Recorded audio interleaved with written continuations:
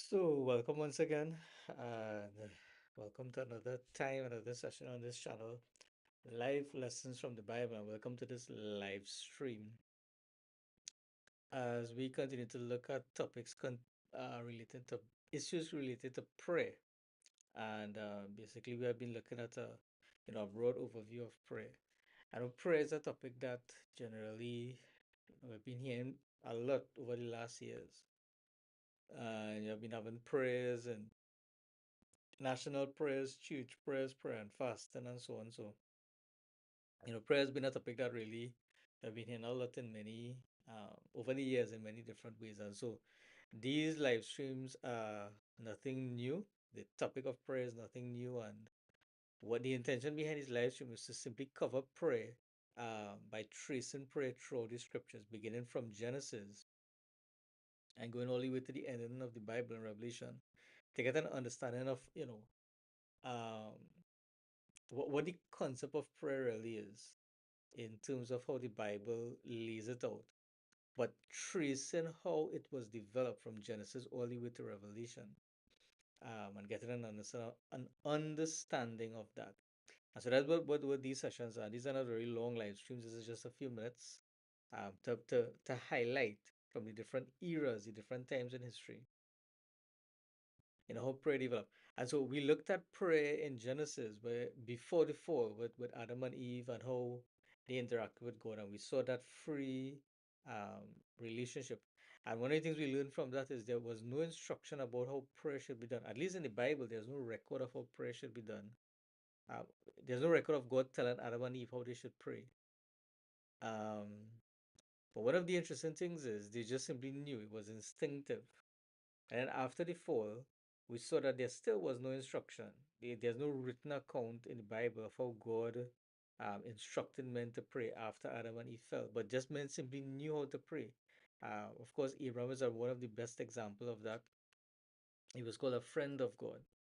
Um, and one of the things about the prayer in that time after the fall is people began to talk to God and call on God individually. There is there really is no record of people coming together to pray collectively and talking to God and crying out to God collectively after Adam and Eve fell. There's the individual prayer. People call on God individually. We know famous prayer about Jabez. I think it's the Second Chronicles chapter 4, where he cried out to God and God answered him, "Oh, that you would bless me indeed and enlarge my territory." So it's interesting that after the fall, we don't really see an instruction by God on how to pray. People just apparently instinctively knew how to pray. It seems as though the information was passed down. And also, one of the other interesting things is that individuals went to God directly. People spoke to God directly. Today, we're going to look at the next time period, the next era, which is when Moses came and led Israel out of Egypt. And then they instituted the system of law that we have in the Old Testament, especially in the books of Exodus and Leviticus, when he gave them the law. How did prayer progress during the time when the law was given, when Moses led Israel out of Egypt, and before the the period of the judges, really, and the kings? In that time frame there, just when Moses led Israel out of Egypt, and they instituted the law. How what is the understanding of prayer we have from the Bible in that period? And that's what we're going to look at today. One of the interesting things about when we look at this whole issue of prayer in the time of Moses and in the time of Aaron, even up to the time of Joshua, is there was no direct instruction on how prayer is to be done. And this is one of the really interesting things about the Bible up to this point. There seems to be no direct, clear instruction that God gave on how prayer is to be done. In the old covenant under Moses and Aaron and even Joshua, when we read this in the Bible, what we simply see is, but we mainly see sacrifices. The old covenant had a lot of details on how the sacrificial system was to be done. You know how the tabernacle was to be set up, and how the priests and the Levites were to function, how the people were to bring their sacrifices. It was, I mean, it was described in tremendous detail. So nobody could be unclear on how the old covenant or the whole Old Testament system was set up. But that merely focused, on the sacrifices. When you read the whole account of um, in the Old Covenant, and when God spoke to Israel through Moses, and when they set up the Old Covenant system and all the sacrifices, one of the major things that is missing in that is a clear statement on how prayer should be done. There's a lot of details on the sacrifices, and there are different types of sacrifices, and the sacrifices have their purposes.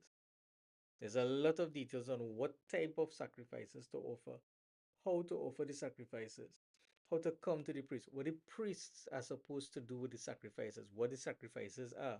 And of course, there were different kinds of sacrifices, there were different kinds of feast days and holy days and so on. And each of those had their own meanings. But one of the most interesting things is in all those details about sacrifices, there's no explanation or very, very little explanation about prayer and how the people were to pray. As a matter of fact, in the entire system, one of the biggest um, revelation we could see in the old covenant system is the people really didn't pray. It was up to the priests. And of course, when Moses came and brought Israel out of Egypt, he was the main intercessor, the main person who prayed for Israel. And then afterwards, that really was the work of the high priest, Aaron, and his sons and the Levites. It's mainly the priests. It's very interesting. Before the covenant, the old covenant was given by Moses, individual people prayed. Even though there was no record on how prayer was to be done and how the person was supposed to come before God. The the fact is, before Moses, individual people prayed and individual people went to God.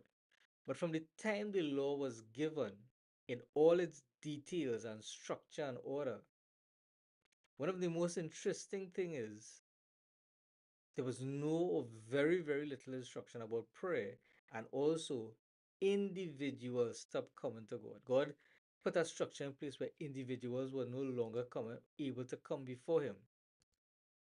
But now it was particular persons who prayed, like Moses and the priests, and later on, of course, Joshua. It's interesting in the old covenant, it was basically at least the time when Moses was alive, it was now specific people praying. Before the old covenant, anybody could have approached God and brought sacrifices, but the minute Moses came and set up the old covenant, now it was only a select few, very, very few. Moses, Aaron, and his sons. And so that's one of the most amazing thing about the Old Covenant. The Old Covenant was great in terms of God giving the law. The Bible in Hebrews talk about angels were involved. The face of Moses was shining at one period of time. Um, Israel saw God do things for them in leading them into the promised land. But one of the main things in under all of that is Israel was not able, the individual person in Israel was not able to approach God directly or personally anymore. The closest that came to that personal approach or that personal coming to God, the closest that came to is in Deuteronomy chapter 26, when Moses was giving them instructions and he was telling them, when you come into the land, they were still in the wilderness. They were still going through the wilderness at that time. But he told them when you finally come into the land and you go into your house and you reap your first crop. He told them when you reap your first harvest, this is what you need to do. You need to take the tithe of that harvest and go into the house of the Lord to the priest who will be in office and offer that tithe. And you need to say certain things. And he told them in Deuteronomy chapter 5, chapter 26, from verse 1 all the way to verse 15, you would see he told them how to pray and what they need to say. That's actually the closest it came to an individual going before God to pray. Besides Moses and besides Aaron and the priest, the common Israel person. And even in that, there's no personal relationship. What there is a prescribed prayer and how they need to approach God and what they need to say. Thank God you led Jacob from where he was into Egypt, and then you delivered us, and now we are in the land. And then there was a prayer for God to bless the land and to prosper the land and so on. But even in that one part, in the whole of the old covenant, that one part, there wasn't really a personal one-on-one relationship. There was just a prescribed order on how things are to be done when you come into the land and when you give the first tithe from your crops. So this is one of the interesting things. We move from before the fall with Adam and Eve, when there was free, direct, personal interaction with God. Actually, the Bible says God came down, and he interacted with them. It seems that it was um, a common thing where God came down and interacted with them in the cool of the day. There was no instruction, there was no teaching. They just simply knew how to pray, how to interact with God. And then we moved from that to the fall. After the fall, where people continued. The fall, the people still prayed. It seems that they still knew how to go to God. There was still, individuals calling out to God, but not everybody. There were particular individuals, and God was answering. God was leading them. Enoch, and of course, we spoke about Abraham, which is one of the biggest example. But then here we move to when Moses came now and gave Israel a written account of how God wanted them to interact with him. And yet one of the glaring things, one of the glaring omissions in that is a direct explanation about prayer and how they need to relate to God. Because it seems then, when we look at that, the Old Testament or the Old Covenant really, it didn't have in it a direct explanation or a teaching about personal relationship with God. It was always relating to God through another person. Initially it was Moses, and then there was the priest. And even in the system, the old covenant system, the sacrificial system, they had different sacrifices.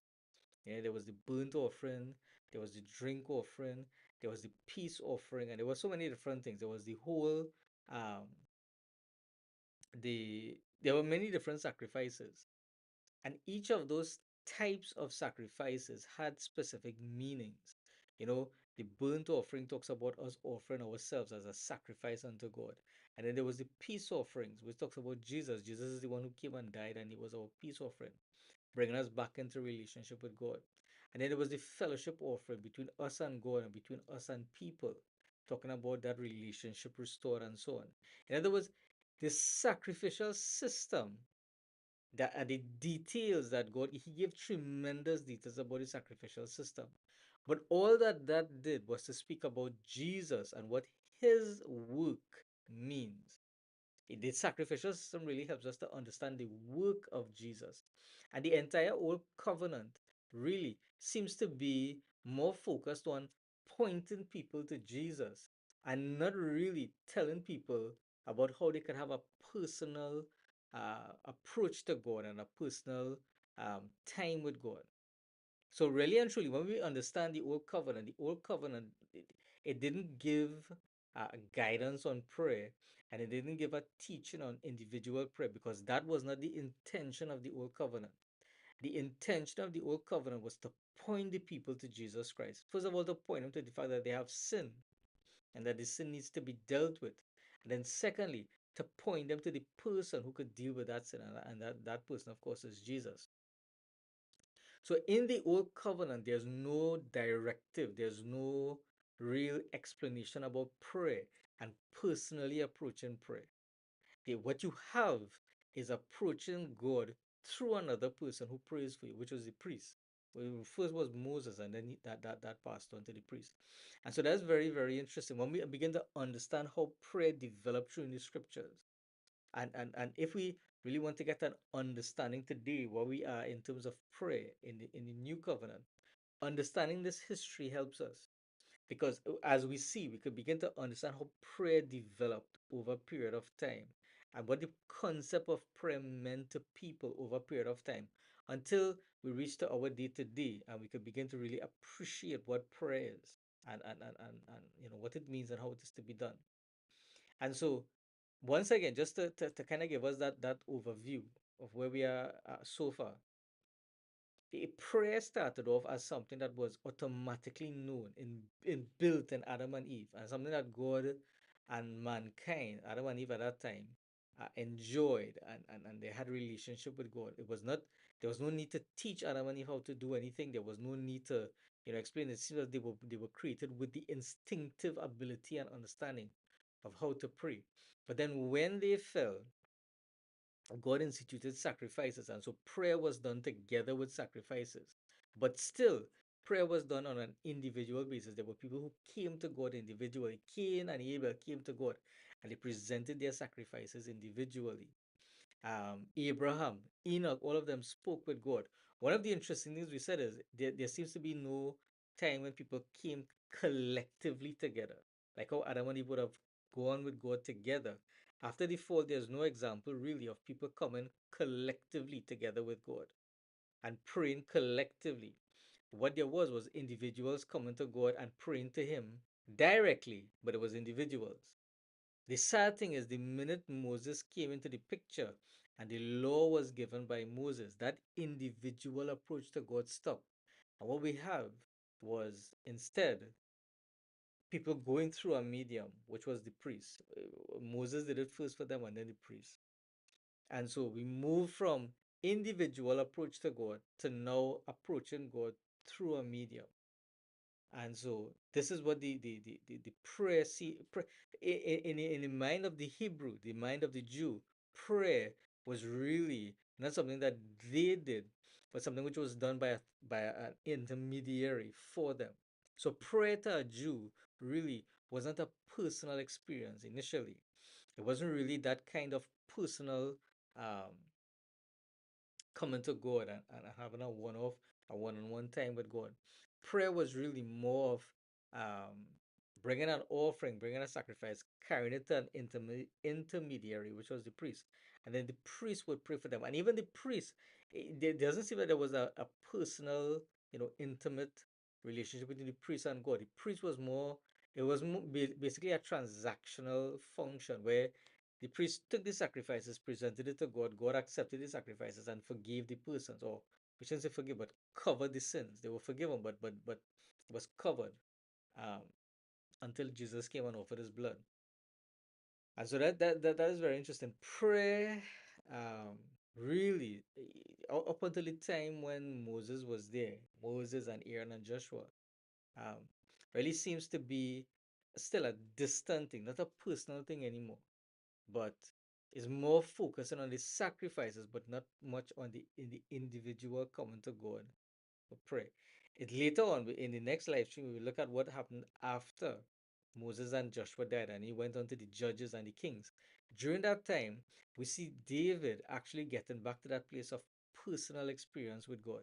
And David is a really different example out of all, because where Abraham, before the law, was very personal and direct, David in the law system had that same kind of intimate personal relationship with God, which is very unique, because the old covenant system was not built for intimacy with God. It was designed to bring people to an intermediary, and yet David was able to transcend that and to go to God on an individual basis, and that is why David was such a different figure in the Bible.